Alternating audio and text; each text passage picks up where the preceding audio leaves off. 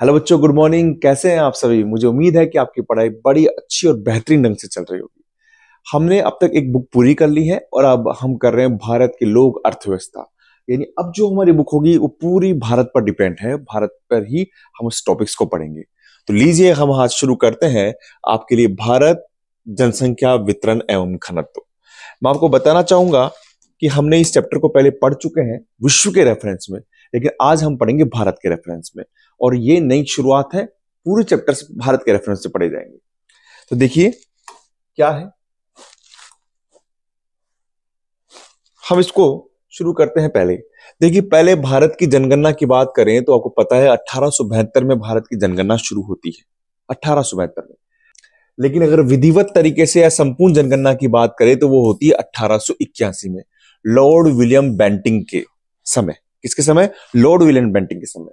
अच्छा, और कुछ फैक्ट्स देखते हैं। ये पूरा चैप्टर फैक्ट्स पर आधारित है, ये मैं आपको बता दूंगा।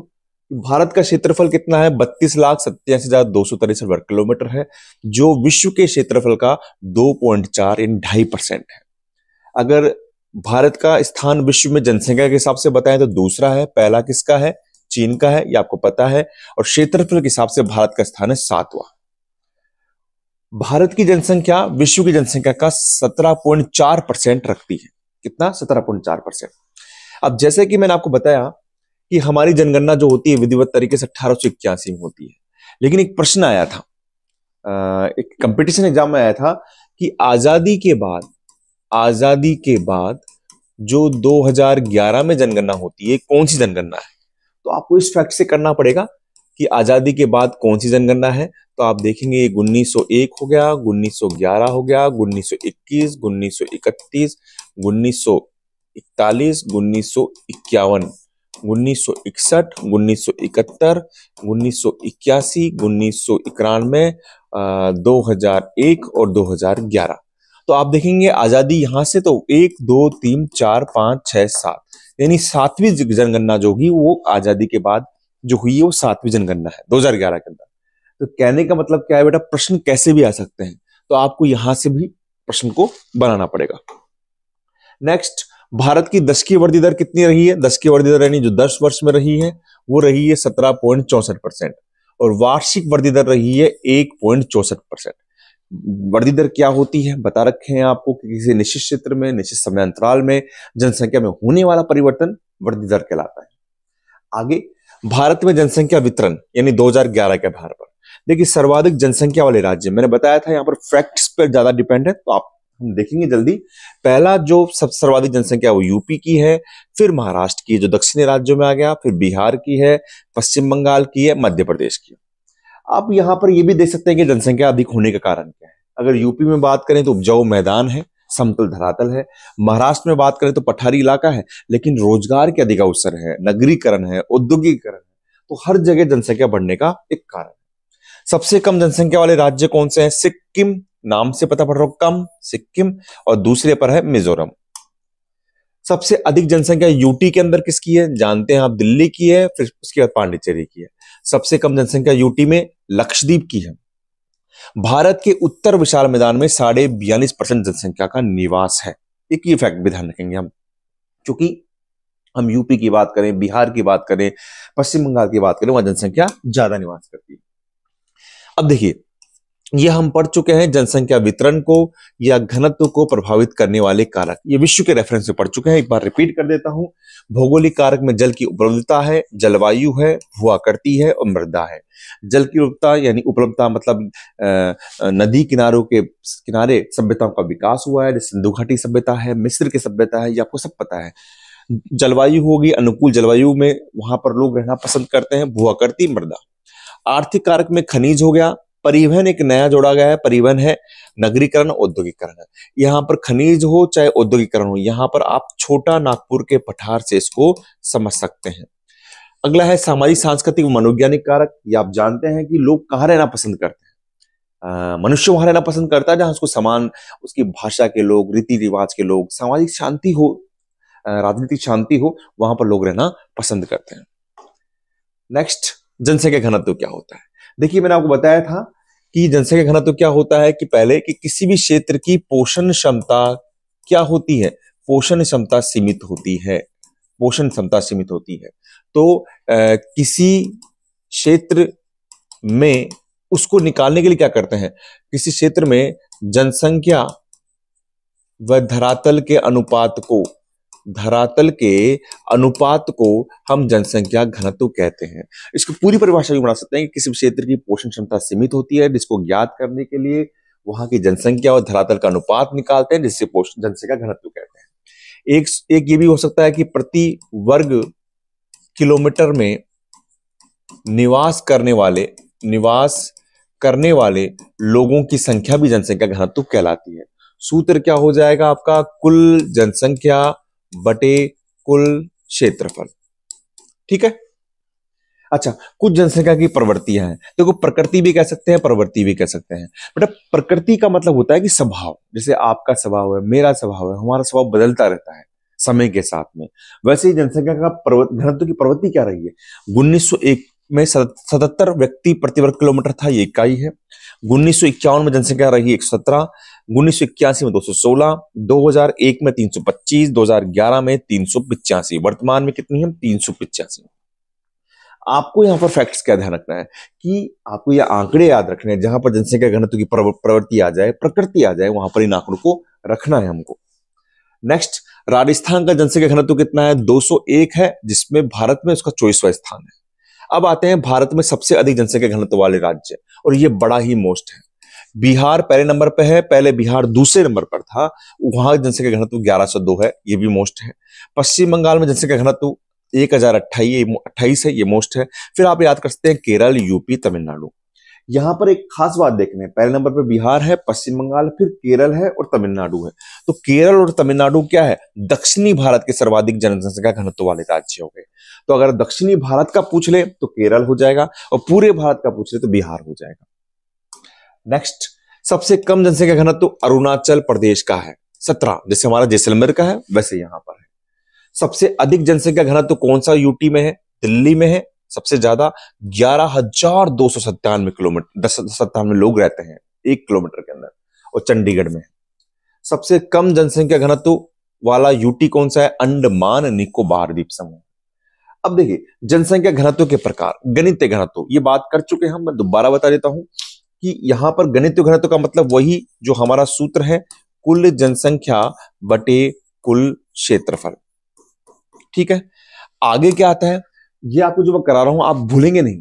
आर्थिक घनत्व, देखिए आर्थिक घनत्व, जनसंख्या तो पूरी है, लेकिन आप अर्थ का अर्जन किससे करते हैं, पूरी भूमि से थोड़ी करते हैं। अपन ने क्या पहले अभी यहां पर लिखा कुल जनसंख्या बटे कुल क्षेत्रफल, लेकिन अर्थ का अर्जन हम संसाधनों से करते हैं। तो यहां सूत्र बदल जाएगा, कुल जनसंख्या बटे कुल संसाधन। क्या हो जाएगा, कुल संसाधन। रटना नहीं, समझना है। अब आया आपके पास में कायिक घनत्व और कृषि घनत्व। अब देखिए यहां पर क्या होगा, कृषि घनत्व का मतलब होता है किसान, तो यहां पर आ जाएगी कृषक जनसंख्या। पूरी जनसंख्या नहीं लेंगे हम लेंगे कृषक जनसंख्या, और कृषक जनसंख्या डिपेंड करती है कृषि भूमि के क्षेत्रफल पर, कृषि भूमि का क्षेत्रफल। तो वैसे ही आपका कायिक घनत्व किस पर डिपेंड करता है, यहां पर कुल जनसंख्या लेंगे पूरी, क्योंकि कायिक घनत्व में, जैसे मान लीजिए मैं खेती नहीं करता हूं, लेकिन मैं कृषि पर तो निर्भर हूं, क्योंकि मैं खाना खाता हूं, भोजन करता हूं, तो यहां पर कायिक में कुल जनसंख्या आ जाएगी, लेकिन नीचे कौन सा आएगा, कृषि भूमि का क्षेत्रफल ही आएगा। आप यहां पर संसाधन पूरे लिए थे, लेकिन आप इस संसाधन में कृषि भूमि ले रहे हैं, तो कृषि भूमि का क्षेत्रफल। पोषण घनत्व का मतलब क्या होता है कि जनसंख्या पोषण कहां से प्राप्त करती है। भैया आप जानते हैं, हम गेहूं खाते हैं, हम चावल खाते हैं, हम जूट थोड़ी खाते हैं, हाँ? तो जो नकदी फसल वो नहीं है। तो कुल जनसंख्या बटे भोज्य फसलों का क्षेत्रफल, यहां आ जाएगा भोज्य फसलों का क्षेत्रफल। तो आप यूं समझिए कि यहां आर्थिक घनत्व में हम किस पर निर्भर है, संसाधनों पर ले लिया।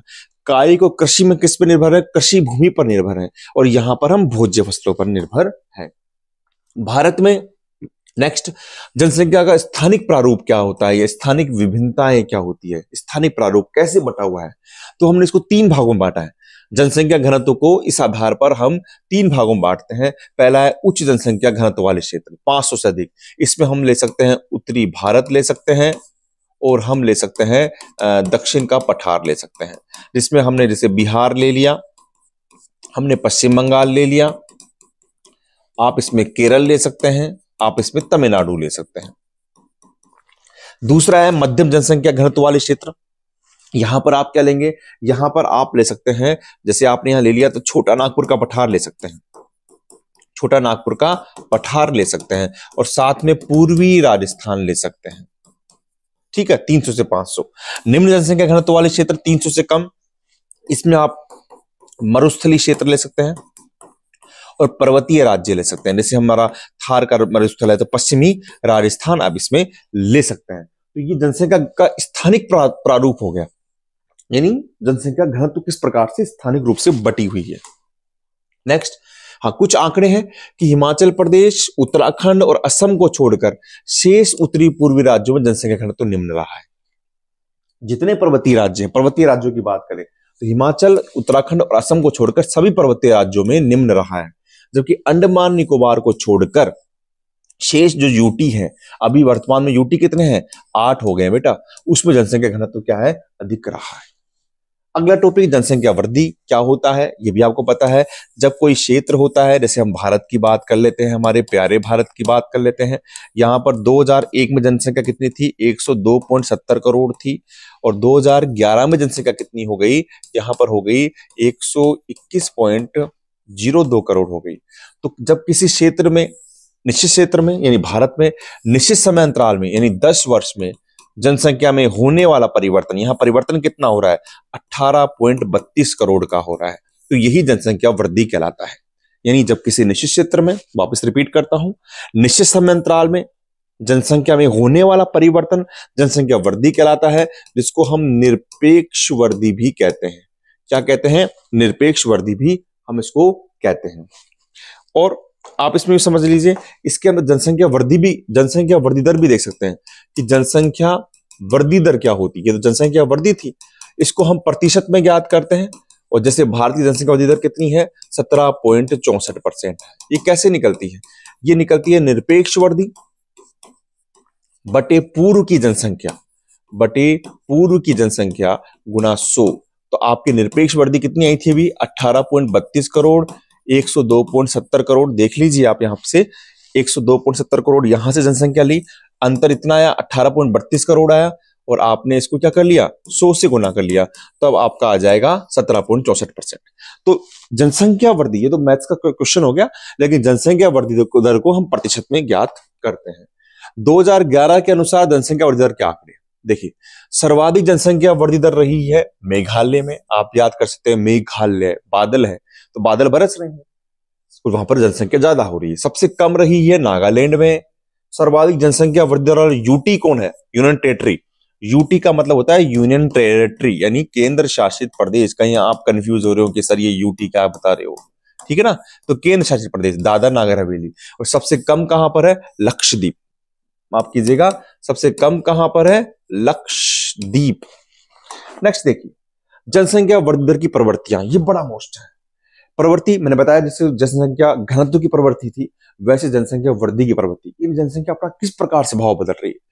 1911 के अंदर जनसंख्या प्लस में है 5.75, लेकिन 1921 में जनसंख्या में गिरावट आती है, माइनस ये आती है।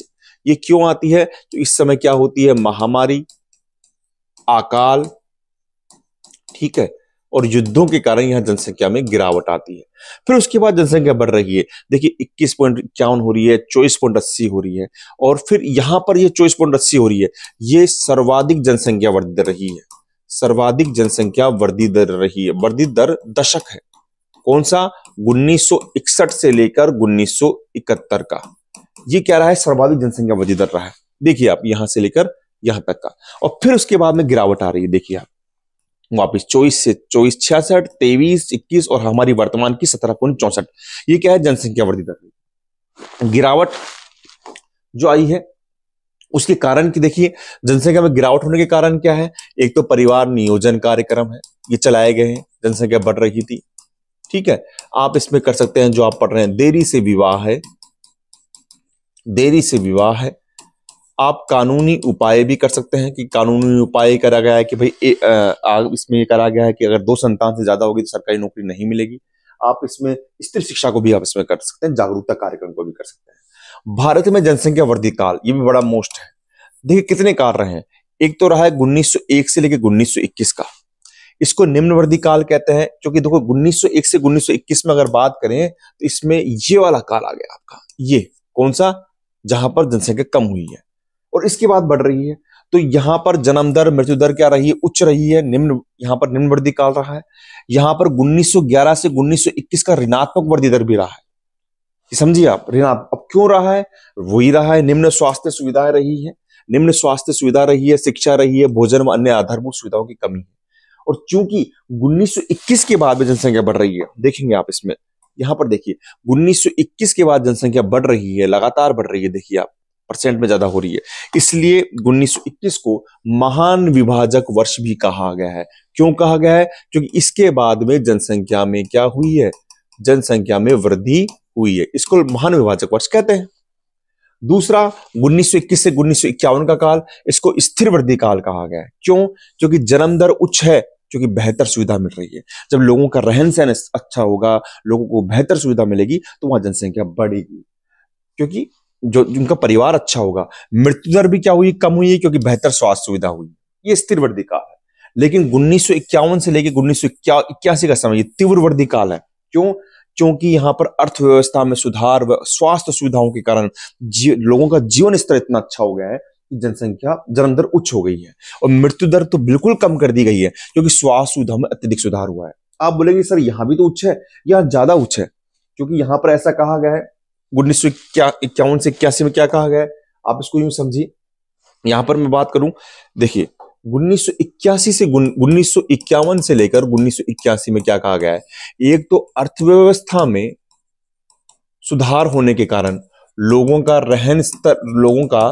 रहन स्तर बढ़ रहा है, और रहन स्तर जब बढ़ रहा है तो लोग बड़ा परिवार कर रहे हैं, उस कारण जनसंख्या बढ़ रही है। दूसरा यहां पर प्रवास है।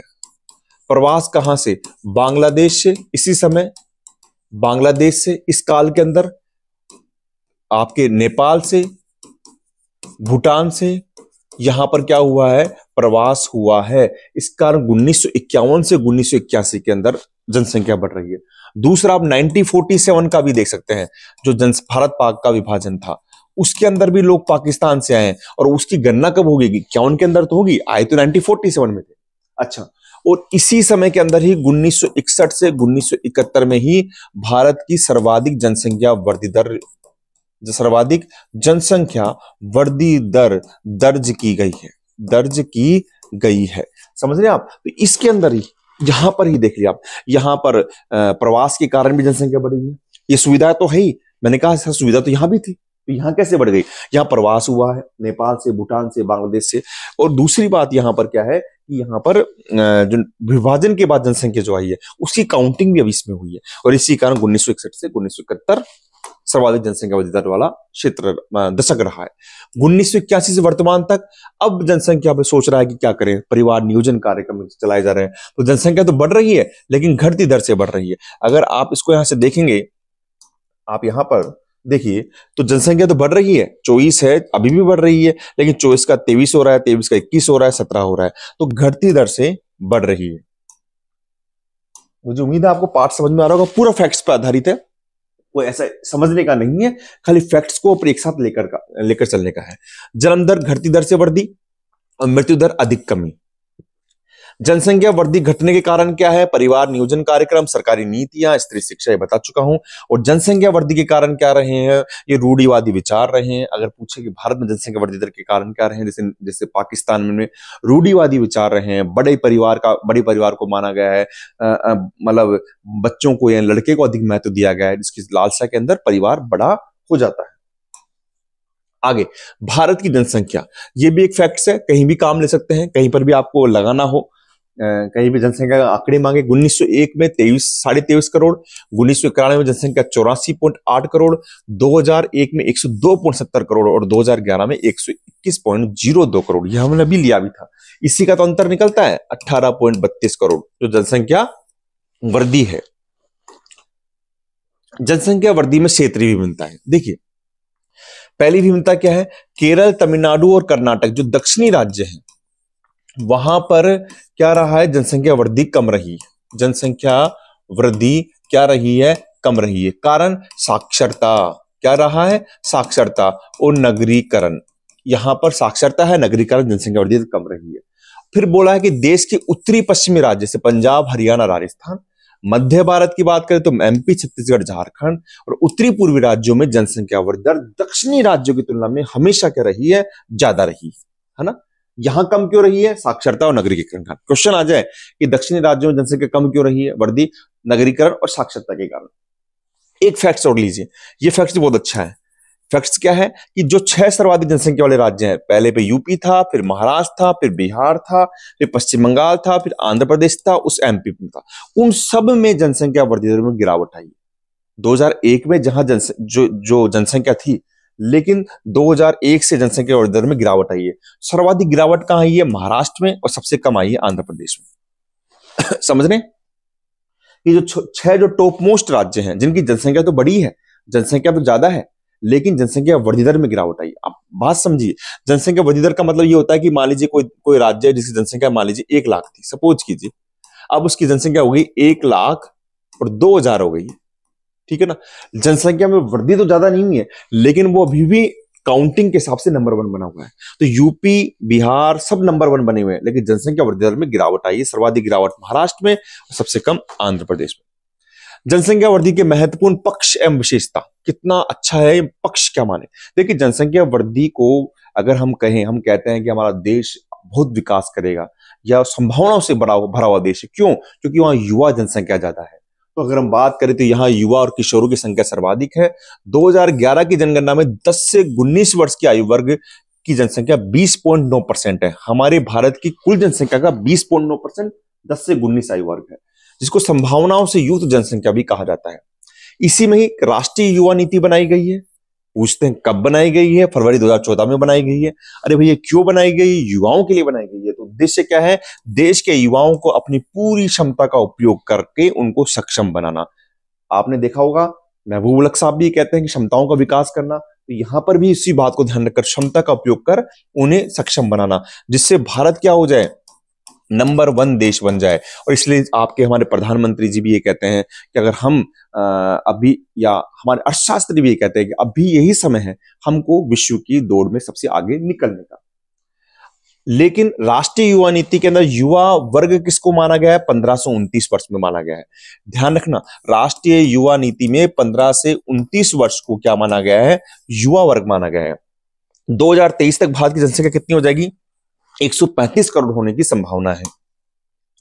अब एक और नीति है, कौशल विकास तथा उद्यमिता नीति। देखिए, ये तो कह दिया कि युवा है, कौशल विकास करना है जिससे उसमें क्षमता विकसित हो, लेकिन कैसे होगी? 2015 में कहा गया है कि देश भर में जो कौशल से संबंधित जितनी भी गतिविधियां हैं उनको ट्रेनिंग सेंटर से जोड़ना है। यानी कौशल से, कंप्यूटर कौशल का हो गया, हाथ से कोई चीज बनानी उसका कौशल हो गया, उनको विकसित कैसे करेंगे? उनको जोड़ना किससे? ट्रेनिंग सेंटर से उनको जोड़ना है।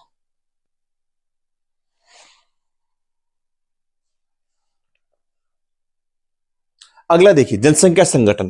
देखिए, जनसंख्या संगठन क्या होता है? मैं बात करूं कि जैसे कोई दीवार होती है, किससे मिलकर बनती है? दीवार सीमेंट से होती है। आप बोलेंगे सर ईंट भी है, पानी भी मिला हुआ है, काफी चीजें। तो वैसे जनसंख्या भी किससे मिलकर बनी होती है? जनसंख्या संगठन का मतलब होता है जनसंख्या में ग्रामीण नगरीय जनसंख्या भी होती है, वहां की व्यवसायिक संरचना भी होती है, जिसको हम किसमें बांटते हैं? प्राथमिक कार्य, द्वितीयक कार्य, तृतीयक कार्य, चतुर्थक कार्य, ये बांटते हैं नहीं बांटते हैं। आयु संरचना भी होती है, जिसमें हम बोलते हैं कि बाल आयु वर्ग हो गया, युवा वर्ग हो गया, वृद्ध हो गया, जिसमें बाल और वृद्ध को मानते हैं अपन आश्रित, और इसको मानते हैं क्रियाशील। ठीक है ना, क्रियाशील जनसंख्या मानते हैं। लिंगानुपात हो गया। तो यह किसी क्षेत्र विशेष की जनसंख्या की विशेषता बताता है। जनसंख्या संगठन किसी भी क्षेत्र विशेष की जनसंख्या की विशेषता बताता है। और जिसमें आप कैसे लिखेंगे परिभाषा? आप बोलेंगे परिभाषा कैसे लिखेंगे? यही परिभाषा है। तो कैसे? यह किसी क्षेत्र विशेष की जनसंख्या की विशेषता बताता है, और इसमें किसी भी क्षेत्र की जनसंख्या की ग्रामीण नगरीय जनसंख्या, व्यवसायिक संरचना, आयु संरचना, लिंगानुपात, साक्षरता, भाषा व धर्म को ज्ञात किया जाता है। अब देखिए आगे, ग्रामीण नगरीय संगठन क्या रहा है? हमने पहला पढ़े, संगठन में पहला पढ़ रहे हैं। ग्रामीण जनसंख्या 68.8% रही है। सर्वाधिक ग्रामीण जनसंख्या यूपी में है, सबसे कम सिक्किम में है और नगरीय जनसंख्या रही है 31.2% रही है।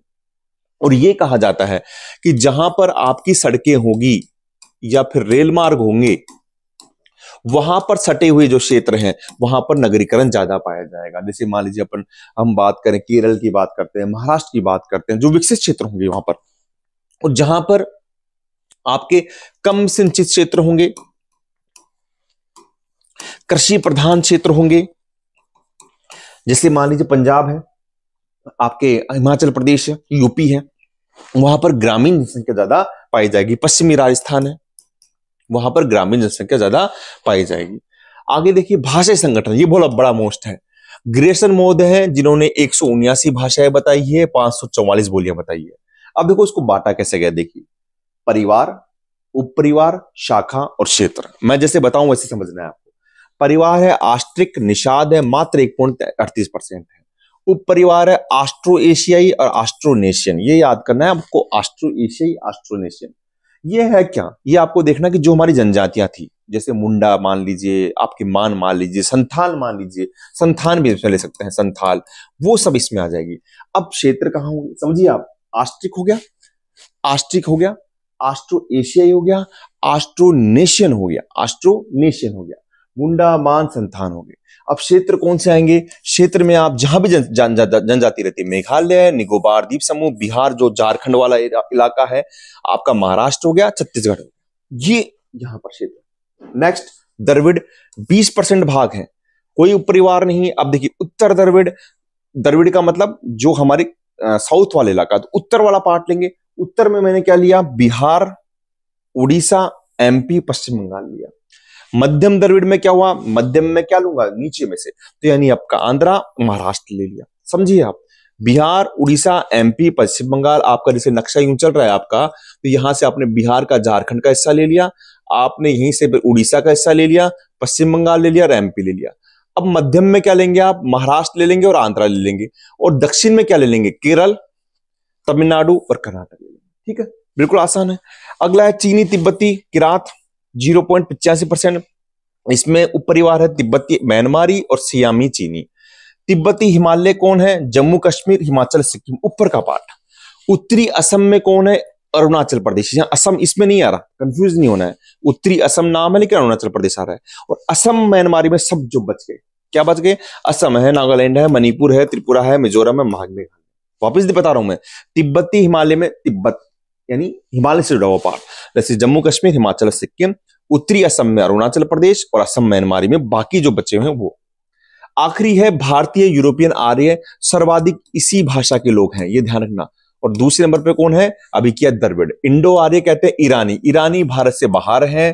दर्दी जो है वो जम्मू कश्मीर में है, और भारतीय आर्य पूरे भारत में बिखरे हुए हैं। जैसे हम जम्मू कश्मीर की बात करें, पंजाब में चल जाओ, हरियाणा, राजस्थान, एमपी, बिहार, गुजरात, पश्चिम बंगाल, असम, सब जगह बिखरे हुए हैं। धार्मिक संगठन, धार्मिक संगठन की बात करें तो भारत के धार्मिक समुदाय 2011 की जनगणना के अनुसार हिंदू 79% है, 0.8, मुस्लिम, ईसाई, सिख, बौद्ध, जैन ये अल्पसंख्यक है। हिंदू पहले 84% थे, 1% 1951 में जो 79% हो गए। जनसंख्या में गिरावट सभी धर्मों के अंदर आई है। हिंदू समुदाय अब कहां मिलते हैं, देखिए हिंदू समुदाय आपको कहां मिलेंगे। मैं बात करता हूं भारत बांग्लादेश की सीमा, भारत पाकिस्तान की सीमा, लक्षद्वीप, केरल, इनको छोड़कर सब जगह आपको हिंदू मिलेंगे, क्योंकि हिंदू क्या है, आपके बहुसंख्यक है। तो भारत बांग्लादेश की सीमा, भारत पाकिस्तान से जुड़े हुए जिले, जम्मू कश्मीर, उत्तरी पूर्वी राज्य व लक्षद्वीप छोड़कर सब जगह मिलेंगे। मुस्लिम कहां मिलेंगे आपको, जम्मू कश्मीर में मिलेंगे, पश्चिम बंगाल में मिलेंगे, केरल और यूपी के कई जिले और लक्षद्वीप में मिल जाएंगे। सिख कहां मिलेंगे आपको, पंजाब, हरियाणा और दिल्ली में मिलेंगे। ईसाई कहां मिलेंगे आपको, पश्चिम तट के गोवा, केरल और मेघालय, मिजोरम, नागालैंड, मणिपुर के गांवों में मिलेंगे। आज भी अगर आप ईसाई देखेंगे तो राजस्थान में भी ग्रामीण क्षेत्रों में मिलेंगे। अगर नगरीय क्षेत्रों की बात करें तो जैन मिलेंगे, जैन समुदाय राजस्थान के नगरीय क्षेत्रों में मिलेंगे, गुजरात, महाराष्ट्र में। बौद्ध समुदाय कहां मिलेंगे, लद्दाख में मिलेंगे बिल्कुल, और कहीं नहीं मिलेंगे ज्यादा, सिक्किम और अरुणाचल में मिलेंगे। एक क्वेश्चन मैंने बनाया है इसमें कि भूदर्शे पर धर्म का प्रभाव या अभिव्यक्ति आप किस प्रकार देखते हैं। बिल्कुल आसान क्वेश्चन है। भूदर्शे पर आप यूं लिखेंगे कि मनुष्य जो होता है वो भूदर्शों पर अपनी धार्मिक संरचना का, अपनी धार्मिक भावनाओं का प्रकटीकरण करता है। और वो कैसे करता है? वो अपनी धार्मिक सांस्कृतिक जो अपनी जो धार्मिक सांस्कृतिक विचारधारा है वो मंदिर के रूप में, मस्जिद के रूप में, गुरुद्वारा के रूप में दिखाएगा। मतलब भूदृश्य पर धर्म का प्रभाव कैसे दिखेगा? भूदृश्य तो ये रहा, ये कोई क्षेत्र है, तो अगर आपने मंदिर बना दिया तो पता लग जाएगा यहाँ पर हिंदू है। अगर आपने कोई मस्जिद बना दिया तो पता लग जाएगा यहाँ मुस्लिम है। अगर आपने गिरजाघर बना दिया तो पता लग जाएगा यहाँ पर ईसाई है। तो मनुष्य अपनी धार्मिक भावनाओं का, अपनी धार्मिक रीति रिवाजों का प्रभाव जो होता है वो इन संरचनाओं के माध्यम से दिखाता है। शमशान घाट है, या फिर अपन मान लीजिए कब्रिस्तान है, या कोई धार्मिक सराय है, उसके माध्यम से दिखाता है। तो यहां पर आप लिख सकते हैं कि मनुष्य अपनी धार्मिक संरचनाओं का, अपनी धार्मिक भावनाओं का प्रभाव धार्मिक संरचनाओं के माध्यम से दिखाता है, जैसे मंदिर है, मस्जिद है, इनके माध्यम से। अगला है श्रमजीवी जनसंख्या का संगठन किसे कहते हैं? चाहे यूं कह सकते हैं कि आर्थिक आधार पर भारत की जनसंख्या को कितने भागों में बांटा गया है? तो पहला है मुख्य श्रमिक।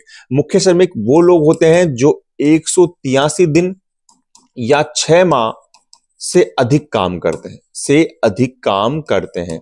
सीमांत वो होते हैं जो 183 दिन या 6 माह से कम काम करते हैं, ठीक है। और अश्रमिक वो होते हैं जो एक दिन भी काम नहीं करते हैं। ये सब वर्ष में है, ये सब क्या है? एक वर्ष की बात है। एक वर्ष की बात है जो 183 दिन या 6 माह से अधिक काम करते हैं, या 183 दिन 6 माह से कम करते हैं, एक दिन भी नहीं करते हैं। भारत में श्रमिकों का अनुपात जो है, या सीमांत को मिला लेंगे और मुख्य को मिला लेंगे, पूरी जनसंख्या का 39.8%। आई रिपीट, बहुत ही अच्छा क्वेश्चन है कि भारत में श्रमिकों का अनुपात कितना है? 39.8% है।